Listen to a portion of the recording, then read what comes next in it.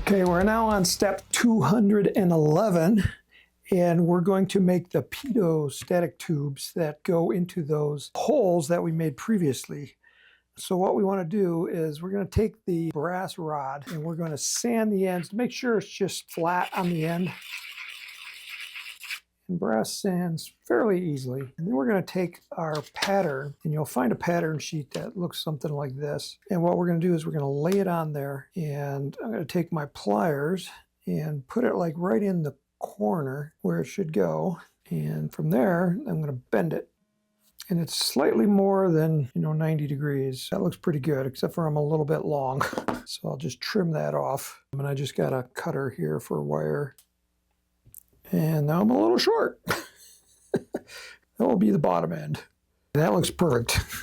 All right, now we want to sand it a little bit. But I want to get, this is like 180 grit sandpaper. I want to sand the end that's going to go into the hole right here. And the reason for that is just to make it so that we're going to glue it in, and the glue, because the surface is so slick, it doesn't have anything to grip to. So I'm going to sand that just to roughen it up. And I don't want to make it smooth. I want to make it rough. And I'm going to sand that edge, and then we're going to test fit it into one of the holes. Okay, so I don't want it to stick out quite so far. So I'm going to cut off a little bit off of the end that goes in. All right, something like that. And then you're going to want to do that to all the tubes. They're called pitot static tubes. And then they're going to be glued into the hole. You have your choice of putting glue in first or glue in second. Okay, I got too much in there again. All right, so now I'm going to put that in. All right, just like that. And go ahead and do that for all the fins. And once we do that, we'll be right back. I'm back in step 213. We're going to take our brass rod and we're going to cut a piece that's 2 inches long. There's my 2-inch long piece. And again, we want to clean it up, scuff it up. I mean, if you have some solvents to clean it up, like it says in the instruction, go ahead and do that. Step 214, we're going to use our last piece of plastic, and that's this one right here. And from this, we're going to take this piece, cut off that big bulb piece right there, and we're going to cut it there, there, there. That little piece right there. Now that is going to go, this dowel is going to go through it. And we need to glue it 1 inch from the bottom. So 1 inch from the bottom is like right there, and we're just going to glue that in place and put a drop of CA in it. Now this is not intended for flight, but on the real rocket, it was at the top of the rocket, that hole that we had made earlier in the tip of the nose cone. This is going to go into there. This is only intended for static display. So when you actually launch the rocket, take it out, just don't lose it. These brass rods should be painted silver. We originally intended to use music wire, but music wire was just so hard to cut and bend. So you'll have to paint them silver to make them scale. I'll go ahead to step 216, which is going to be putting the decals on the rocket. You'll find your decal sheet in the kit. It looks like this. These are water transfer decals, so you're going to need a cup of water available and some scissors to cut them out. As you look at them, you'll notice that there's a clear on them, and we printed this in black and white so you can see the clear. So most of the decals are pretty small. In the manual, you'll find the decal pattern sheet. It's a little small, so you can go onto the Apogee website and you can download a PDF version there. It's all in vector, which means that you can blow it up and zoom in as much as you want, and it's in color and you can see where the decals go. Now there's a lot of decals on the sheet. We tried to give you enough for like all the possible versions, or at least most of them. Like if these tubes were painted white, instead of using the yellow decals, you would use the black ones. When you are putting decals on your rocket, some things to be aware of. If you have a flat surface finish like this one right here, decals like to go onto gloss. Because the flat is rougher, they don't stick as well on flat paint as gloss paint. So what you might want to do is to get some clear gloss, spray that first, put the decals on, and then later come back with a matte finish to get that matte color that you started out with. So that's what I'm going to have to do on this one here. This rocket right here, the surface is mostly gloss or semi-gloss, so they're sticking pretty well. To put the decals on, what you're going to do is soak it in water, and I've had this one soaking for a couple minutes, but get it nice and wet. Look at your decals sheet. These U.S. Army ones, on one side, the U.S. is towards the nose, and then on the next one, the U.S. is down here towards the bottom. So look for the patterns on the sheet, like the hatch and this little cover right here. And that's going to tell you where the decals go. So be very careful of that. This one right here actually goes here on this side. So I'm going to get the surface a little bit wet and then kind of put it in position. They are fragile, so just be very gingerly with them. And just slide them off.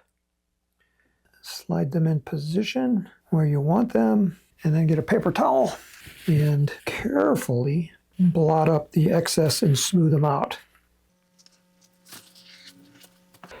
Okay, so there's a lot of small decals on this rocket. Take your time, do it right. Again, check this. When you're done, what we'd recommend is actually spraying a clear gloss over the ones on the upper stage and the matte clear on the lower stage. You can put some weathering on. Weathering is just kind of dirt, or you can do like we did and just fly your rocket a lot of times, and it's going to pick up the weathering all by itself just as it lands in the dirt, and you're going to get that crud on it. Actually, it does look a little bit better when it's not so pristine, because in real life they never were, because they were always touched by the technicians and whatever. Okay, we're on step 219. As you can see, our rocket is painted. Everything is done.